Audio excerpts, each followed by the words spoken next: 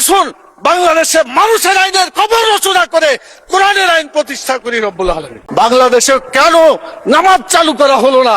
আমি চ্যালেঞ্জ দিলাম, জামাত ইসলামের কোন নেতা বলেছে আমার কাছে যে জান্নাতের টিকিট আছে বিক্রি করছি? এতগুলো সরকার এসেছে, জাতীয় সংসদে কোরআনের একটি আইনও চালু করে নাই। মাননীয় স্পিকার, সবচাইতে লজ্জা, সবচাইতে দুঃখজনক কথা হলো এটা। মরার পরে আমাদের আসল জায়গা। এখানে যা আলোচনা হচ্ছে সব দুনিয়া কেন্দ্রিকই আলোচনা হচ্ছে। আখিরাতে কি হবে এই চিন্তা কারো মনে নাই।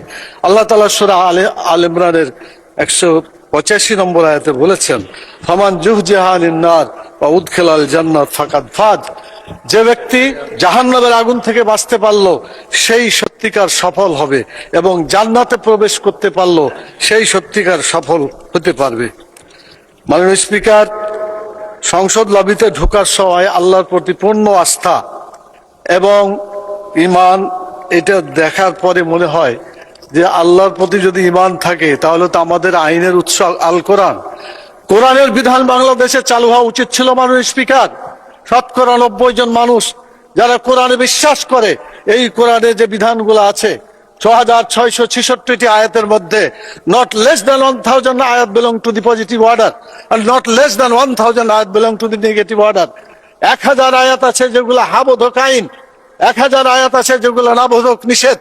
কোরআনের এই 1000 পজিটিভ এবং 1000 নেগেটিভ আয়াতগুলা বাংলাদেশে কায়েম করতে হবে, এটা আমাদের দাবি। মাননীয় স্পিকার, এরপরে যে কথা আমি বলতে চাই মাননীয় স্পিকার, সেটা হলো আল্লাহ তাআলা যাদেরকে নির্বাচিত করেছেন, হুকুমের ক্ষমতা দিয়েছেন, সূরা হজের 41 নম্বর আয়াত, মাননীয় প্রধানমন্ত্রী আছেন, তার দৃষ্টি আকর্ষণ করে সকলকেই বলতে চায়, আল্লাযীনা ইম্মাক্কান্নাহুম ফিল আরদি আকামুস সালাত ওয়া আতাউয যাকাত ওয়া আমারু বিল মারুফ ওয়া নাহাউ আনিল মুনকার। যারা রাষ্ট্র ক্ষমতা পাবে তারা দেশে নামাজ চালু করে মানুষের চরিত্র ভালো করে দেবে, এবং যাকাত চালু করে মানুষের ক্ষুধা, দারিদ্র, বেকারত্ব দেশ থেকে তারা বিতাড়িত করবে। ভালো কাজ করে মানুষকে শান্তিতে থাকতে দেবে, খারাপ কাজ বন্ধ করে অশান্তির আগুন থেকে মানুষকে রক্ষা করবে। কিন্তু দুর্ভাগ্য, আওয়ামী লীগ এসেছে 6 বার, বিএনপি 5 বার, জাতীয় পার্টি 2 বার, এতগুলো সরকার এসেছে, জাতীয় সংসদে কোরআনের একটি আইনও চালু করে নাই। মাননীয় স্পিকার, সবচাইতে লজ্জা, সবচাইতে দুঃখজনক কথা হলো এটা। আমরা চাই আমরা এদেশে কোরআনের আইন চালু করে মানুষকে মুক্তি দেব। আমি মাননীয় প্রধানমন্ত্রীকে বলবো, আপনাকেও জিজ্ঞাসা করা হবে, আমাকেও করা হবে, বাংলাদেশে কেন নামাজ চালু করা হলো না? কেন যাকাত চালু করে ক্ষুধা, দারিদ্র, বেকারত্ব দেশ থেকে দূর করা হলো না? কেন ভালো কাজ চালু করে মানুষকে শান্তিতে থাকতে দেওয়া হলো না?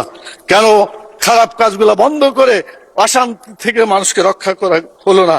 মাননীয় স্পিকার, আমি আপনার মাধ্যমে মাননীয় প্রধানমন্ত্রী সহ আইনমন্ত্রী পাশে বসে আছেন, তারা জবাব দিবেন এবং বলবেন তাদের দায়িত্বটা কি। এরপরে যে কথাটা আমি বলতে চাই, মাননীয় স্পিকার, সময় কম দেওয়ার কারণে কোনটা বলি আর কোনটা বোঝা যাচ্ছে না।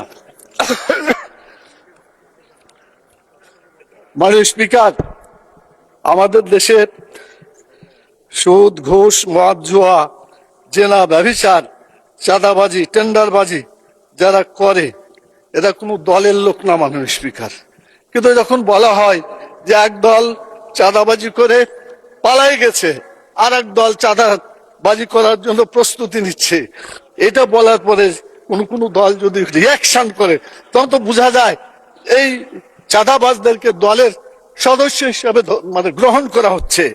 আজকে সিদ্ধান্ত হোক মাননীয় স্পিকার, চাঁদাবাজ কোন দলের সদস্য হতে পারে না। চাঁদাবাজ চাঁদাবাজি, তাদেরকে ধরতে হবে, গ্রেপ্তার করতে হবে। এরপরে যে কথা বলতে চাই সেটা হলো টিকিট বিক্রির একটা কথা বলা হয়েছে। মাননীয় স্পিকার, একটু প্লিজ। কোরআন মাজিদে একটি আয়াতকে কেন্দ্র করে এটা ভুল বুঝাবুঝি হচ্ছে। আল্লাহ তাআলা সূরা তওবার 111 নম্বর আয়াতে বলেছেন যে আল্লাহ তাআলা জান মালকে কিনে নিয়েছেন জান্নাতের বিনিময়ে। এটা আল্লাহর কথা। আপনি জানমাল দিবেন, বিক্রি করবেন, জান্নাতে যেতে পারবেন। জানমাল আল্লাহর পথে দিবেন না, আপনার কপালে জান্নাত হবে না। এটা আল্লাহর কথা, এটা মানুষের কথা না। আমি চ্যালেঞ্জ দিলাম, জামাত ইসলামের কোন নেতা বলেছে আমার কাছে যে জান্নাতের টিকিট আছে বিক্রি করছি? মাননীয় প্রধানমন্ত্রীকে জবাব দিতে হবে কেন তিনি এটা বলছেন। আমাদের ফখরুল ইসলাম সাহেব বলেছিলেন আমরা শরীয়তের আইন বিশ্বাস করি না, পরে অবশ্য আত্মসমর্পণ করে নির্বাচনের আগে বলেছেন শরীয়তের বিরুদ্ধে আমরা কোনো আইন আমরা পাশ করব না। তো ধন্যবাদ ওনাকে অন্তত তওবা করে ফিরে এসেছেন। আমরা আল্লাহর আইন চাই, আপনারা আল্লাহর আইনের বিরোধিতা করবেন না বলেছেন। অতএব আসুন বাংলাদেশে মানুষের আইনের কবর রচনা করে কোরআনের আইন প্রতিষ্ঠা করি রব্বুল আলামিন।